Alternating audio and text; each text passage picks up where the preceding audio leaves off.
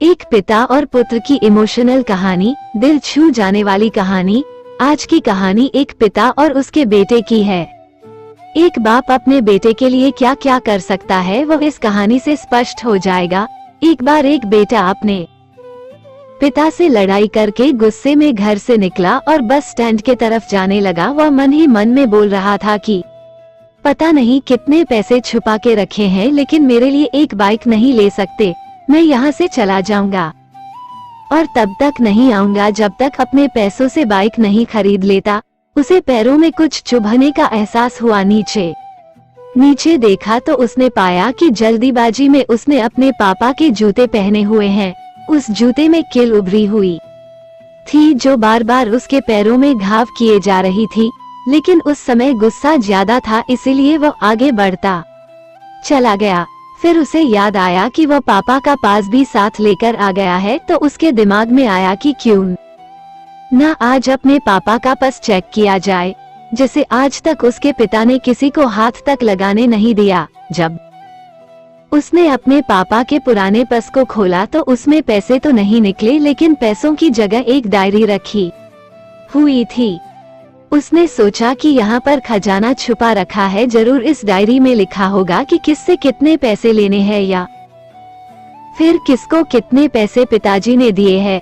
लेकिन वह गलत था। जब उसने उस डायरी को खोला तो पहले पन्ने पर वहाँ पर जो लिखा था वह थोड़ा अजीब था। डायरी के पहले पन्ने पर जो लिखा था उसे पढ़ने के बाद उसके चेहरे पर जो हाव भाव थे वह गायब हो चुके थे, क्योंकि डायरी में वैसा कुछ नहीं लिखा था जिसकी उसने उम्मीद की थी, या फिर वो जो भी सोच रहा था।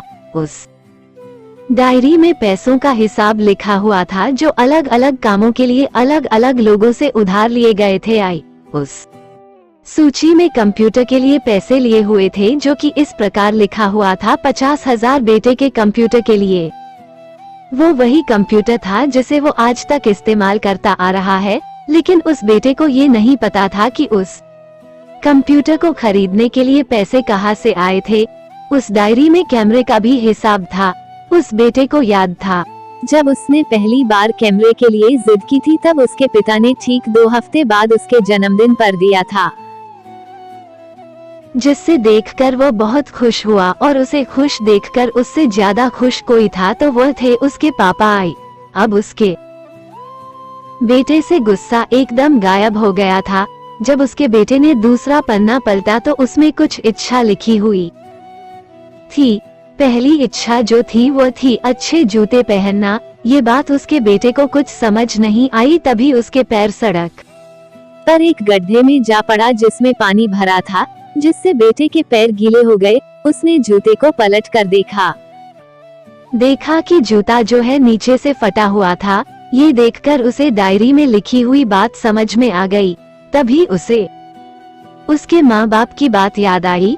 माँ हमेशा ये बोलती थी कि अब तो नए जूते ले लो, लेकिन पिता हमेशा बोलते थे कि नहीं, अभी कुछ दिन और चलेगा ये जूता, कुछ दिन पहले ही तो लिए थे। उसे आज समझ आ रहा था कि कितने दिन और चलेंगे। साथ ही साथ उसे ये भी समझ आ रहा था कि उसके पिता पर्स को क्यों छुपाए रखते थे। तभी उस डायरी को पढ़ते पढ़ते वो बस स्टैंड पहुंचा और एक बेंच पर आकर बैठ गया। और अब उस डायरी का आखिरी पन्ना उसने पलटा तो वहाँ कल की तारीख लिखी हुई थी और नीचे लिखा था 50,000 रुपए बाइक के लिए। उस बेटे ने बस इतना पढ़ा और उसका दिमाग एकदम सुन सा हो गया। अब उसके मन में कोई गिला शिकवा नहीं बचा था। आंखों से आंसू आ गए। उसे कुछ समझ नहीं आ रहा था कि वह रो क्यों रहा है। अब वह जल्दी से घर जा रहा था। जूते में लगी कील अब तक उसके पैरों में घाव कर चुकी थी। उसने तुरंत उस जूते को खोला और फेंक दिया। अब वह नंगे पैर ही दौड़े जा रहा था और घर पहुंचा, लेकिन उसके पिता उसे घर पर नहीं मिले।